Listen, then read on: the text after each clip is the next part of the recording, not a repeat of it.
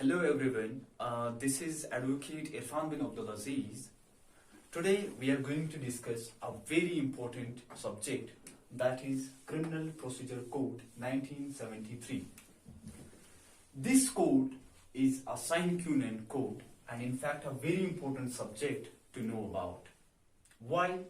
Because this code is used at every stage if you are an advocate. Fine. If you are dealing with a criminal case, this code is going to help you out how that procedure is to be applied. Fine. So, what this code is all about, let's see that first. What this criminal code is all about. Fine. So, this is a code which gives us what? The procedure. Fine. Procedure for what? Procedure for criminal cases, or we can say for the criminals. What does that mean? That means it's a code which gives us the procedure for the criminal matters or for the criminals.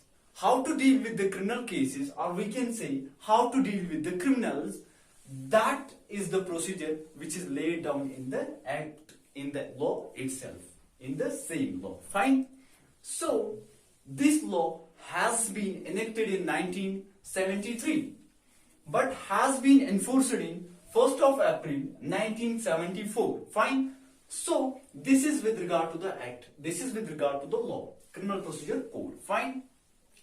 In order to understand the code, the procedure in a well sense, I have categorized the law into two aspects. Fine. One is substantive law.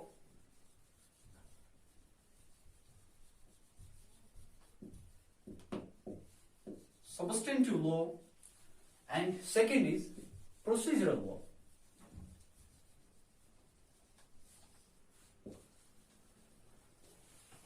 Fine.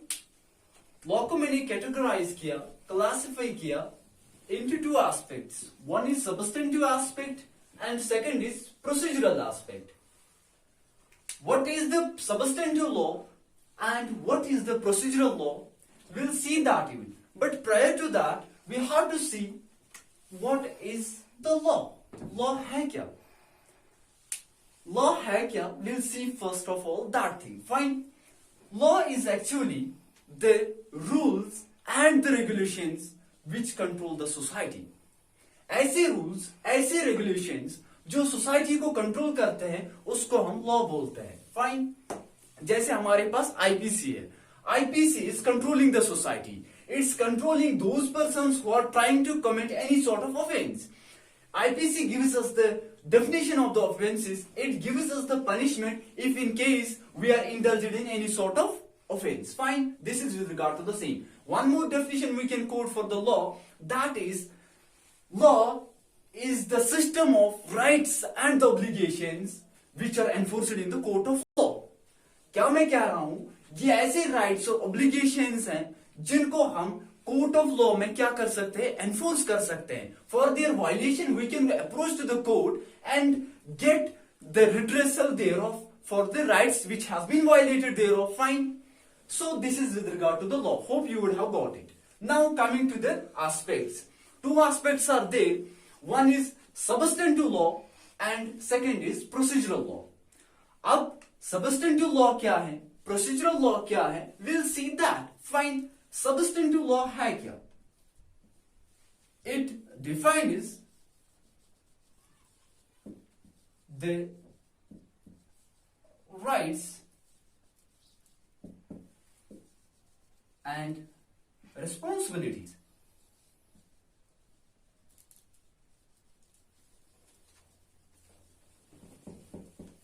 It defines the rights and the responsibilities in civil cases.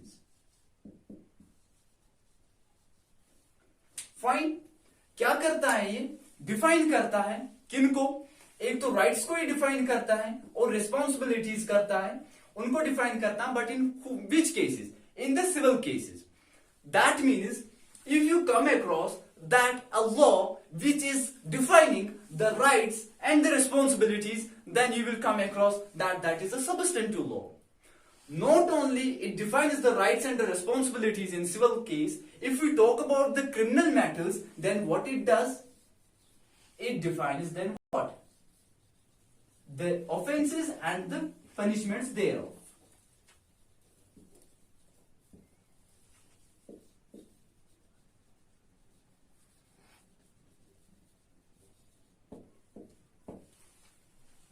It also defines the offenses and the punishments thereof. अगर कोई बंदा कोई offence करता है, वो offence define करता है उस ऑफेंस को, और उसमें क्या पनिशमेंट है उसको भी डिफाइन करता है. Suppose we have the Indian penal code, we have IPC. Indian penal code we have, by which we can say that this code is not only defining the offenses but also it prescribes what? A punishment thereof if any person has committed any sort of offenses. This is a full-fledged law on the criminal matter. Fine. There are 511 sections in the IPC which defines the punishments and the penalty thereof in case if there is any commission of the offense. Not only the IPC is defining the offenses and the punishments, rather it gives us the classification of the offenses. Whether the offense is a cognizable or non-cognizable, whether the offense is bailable or non-bailable, whether the offense is compoundable or non-compoundable, whether which magistrate, or we can say which court is having the jurisdiction, which court is empowered, which judicial officer is empowered to take cognizance of the matter. This is being shown with the help of Indian Penal Code. But now what? If any sort of offense has been committed, then what? What will be the repercussions of the offense which has been committed by a person? Fine. अब अगर किसी बंदे ने कोई offence करा है, उसको किस प्रकार में, उसको किस सिचुएशन में हमने हैंडल करना है, how that matter will be taken care of, procedure will come into picture. What procedural law says us? Procedural law lays down what? It lays down the ways and the means by which substantive law can be enforced.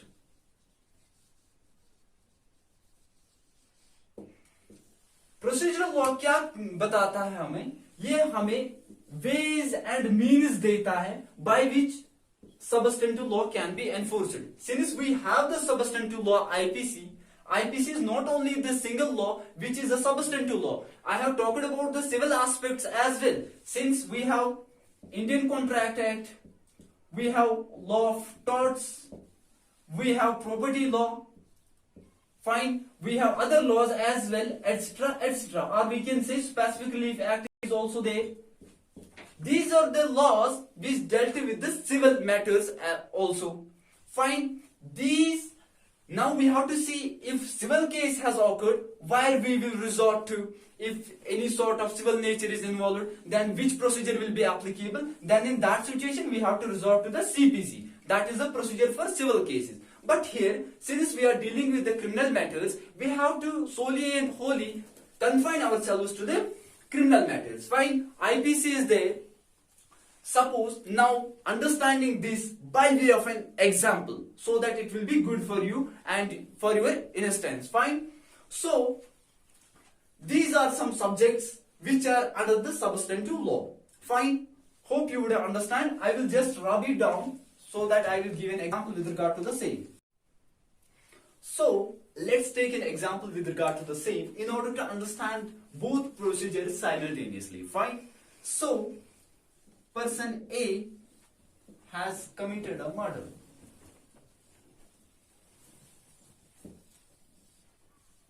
X का murder हो गया. किसने करा? A ने करा. अब चूंकि मैंने बताया what substantive law gives us, it gives us the definition of the offense, since it is an offense, and the punishment thereof. we have to see what is the murder. Fine. And its punishment. कौन बताएगा हमें murder है क्या और इसकी punishment क्या है और कहां पे दिया गया है आईपीसी में? It's given under section 300 and punishment is given under 302 of the Indian Penal Code. Fine. So IPC is telling us it is not only defining the offense which has been committed, but it also prescribes the punishment thereof. Fine. So यहां पे जो example मैंने दी, A ने murder करा X का with the help of what? Knife. चाकू से उसका कत्ल करा, तो अब जो मर्डर है वो डिफाइन करा गया है 300 में और उसकी पनिशमेंट जो है 302 में दी गई है। अब पहला जो है पुलिस क्या करेगी? अगर पुलिस को अब इंफॉर्मेशन मिल गई, जी फलानी जगह पे मर्डर हो गया है, एक्स का मर्डर हो गया जो कि ए ने करा है, या पुलिस ने खुद से देखा कि any sort of cognizable offence has been committed since this murder is a cognizable offence. Fine. Now question may arise in your mind, what is a cognizable offense? We'll discuss one by one every bit of point so that everything gets clear in your minds. Fine. So you might be wondering about what is a cognizable offense now. Cognizable offense means it is defined under 2C of the definition clause. We'll go through by that in the next lecture. Fine. So cognizable offense, for your understanding, means an offense or a case where can the police officer can arrest an accused person of an offense without a warrant. Fine. This is a cognizable offense. Or we can say cognizable offense is an offense which is of serious nature. Fine. Since the murder is of serious nature, so police can take the cognizance and they can arrest the accused person without warrant. Fine. So FIR will be lodged. This is the first stage. FIR will be lodged, which is defined under CRPC 154,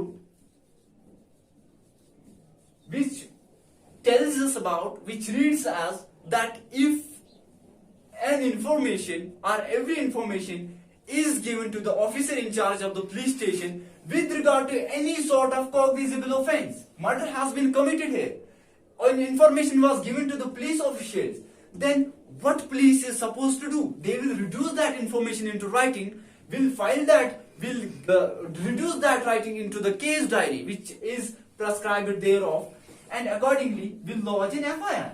FIR will be lodged accordingly. Then what police will do afterwards when the FIR is lodged? They will accordingly, वो क्या कर सकते हैं? वो accused को arrest कर सकते हैं, ऑन स्पॉट पे जाएंगे, वहां पे सर्च कर सकते हैं,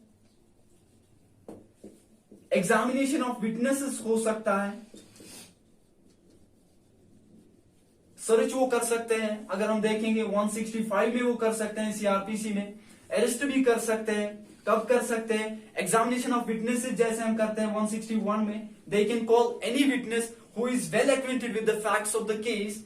फाइन। सो एग्जामिनेशन कर सकते हैं, सर्च कर सकते हैं, अरेस्ट कर सकते हैं, और we can say police can investigate the matter wholly and solely in order to reach to a conclusion whether who has committed what. If the person A has committed the offense, what sort of punishment will be given to him? This will not be decided by the police officials. Their work is only to investigate the matter. Giving punishment or acquitting a person, convicting a person is the wholly and solely prerogative of the judicial officers. This full-fledged procedure is laying down the procedure for the magistrates, even how they will enquire, how they will initiate the trial against the accused person. Police का काम सिर्फ इतना है, they will investigate the matter, they will come to the conclusion, yes बाबा ये जी हुआ है, बंदे A ने जो है उसने ने करा है, मर्डर करा है X का। Fine. So when ingredients of the murder are satisfied, then we can say that accordingly FIR was lodged. Fine. 154 में FIR lodge करा गया, accused को arrest करा गया, उसको he was being kept in the custody. But अब ये FIR कहां से आ गया? ये अरेस्ट कैसे कर सकते हैं प्लीज, सर्च कब कर सकती है, एग्जामिनेशन ऑफ विटनेसेस कब होगा, ये सारा कौन आईपीसी देता है? No, this is not given under the IPC, this is given under the procedural law. This is the full-fledged procedure which tells us how police can investigate the matter, how courts can initiate the trial, how inquiry will be done into an offence. Fine, these are some sort of procedures which are laid down in the procedural law itself. Fine, ठीक है ना?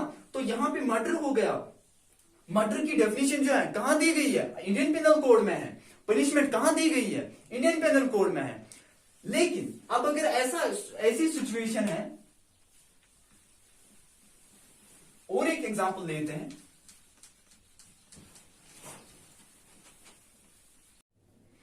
सो let's take another example by which we could get the point in a good sense. Fine,